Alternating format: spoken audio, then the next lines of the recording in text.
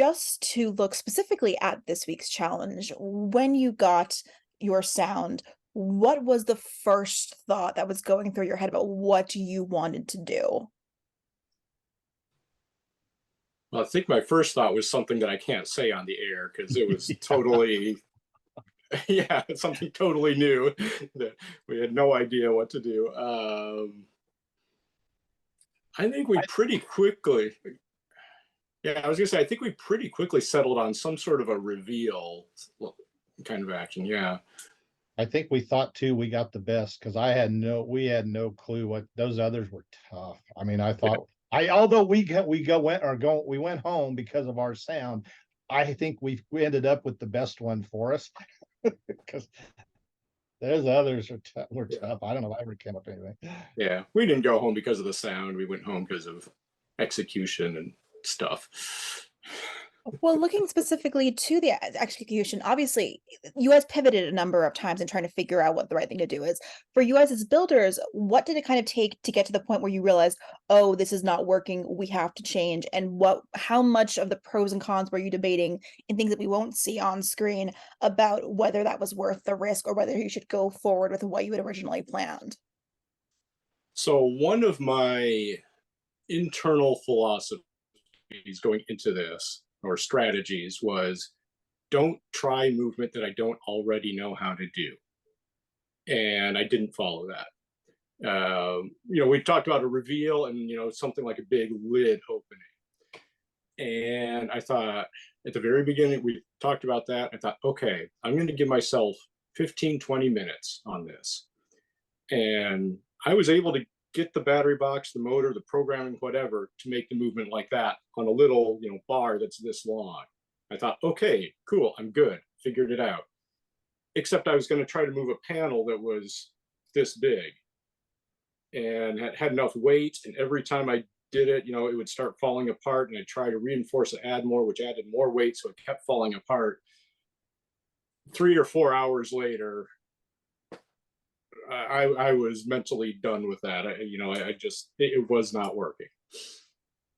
We had to compete against people that were using a lot. I mean, most of the other teams were using all kinds of crazy movements.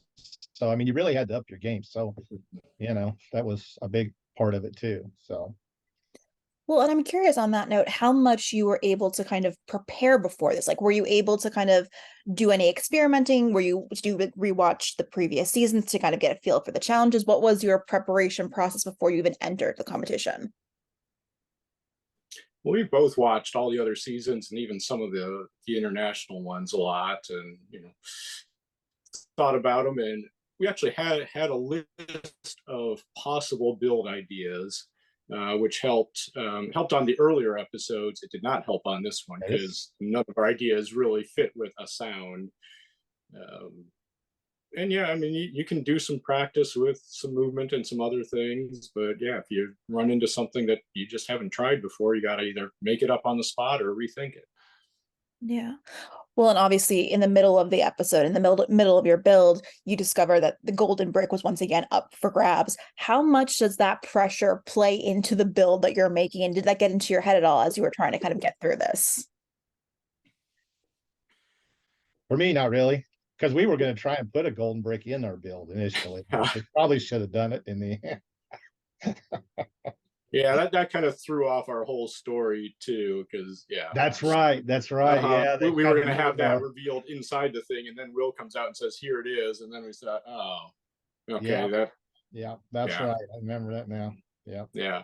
And I don't think the Brickmasters were all that thrilled about that story idea either. So all of that happened about the same time that I was getting really frustrated with the movement. So all of those together, and we shifted. With a little bit of time removed from the show, how has the competition element of the series impacted your enjoyment of making Lego creatures and buildings? And since then, like, has it impacted the way that you interact with Legos, or are you like, I still love it as much as I loved it when I went into the show?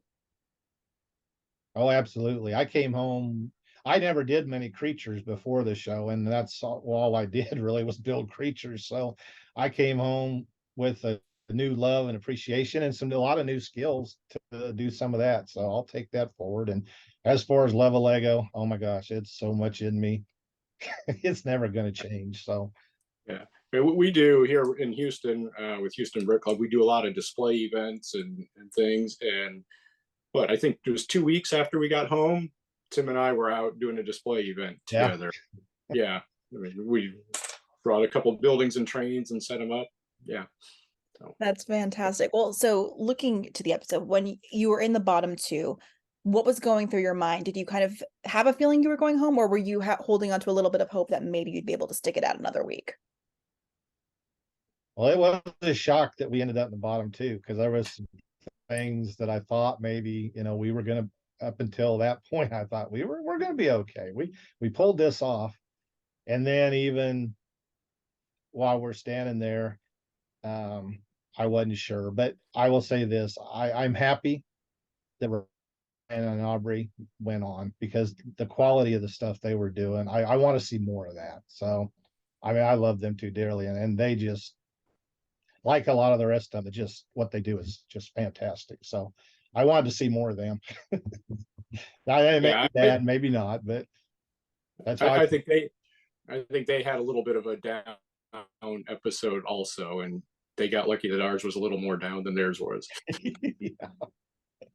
It was really beautiful how emotional everyone was when you left. I mean, you guys were emotional, the Brickmasters were emotional, the contestants were certainly emotional. What can you say about the community that you kind of built in the amount of time that you were there? It was crazy how fast it Fantastic. happened. Yeah. I mean, within a day, we all had kind of formed this group together, and it just, I, I say this about, and I've said this on a few live streams. I don't know who in production has the final say on the teams they bring together, but they're either the biggest genius or the most intuitive person or people in the world to way they brought 12 teams out of supposedly thousands of teams that just bonded as well. And last season they did a really great job too. So hats off to them because they yeah, they knocked it out of the park with this season as far as the love and camaraderie of everybody there. So